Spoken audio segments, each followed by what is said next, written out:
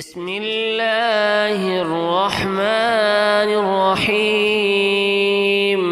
سبح اسم ربك الأعلى الذي خلق فسوى والذي قدر فهدى والذي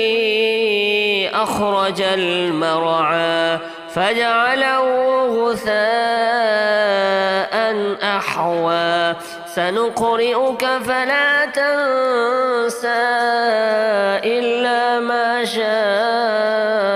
الله إنه يعلم الجهر وما يخفى ونيسرك لليسرى فذكر إن نفعت الذكرى سيذكر من يخشى ويتجنب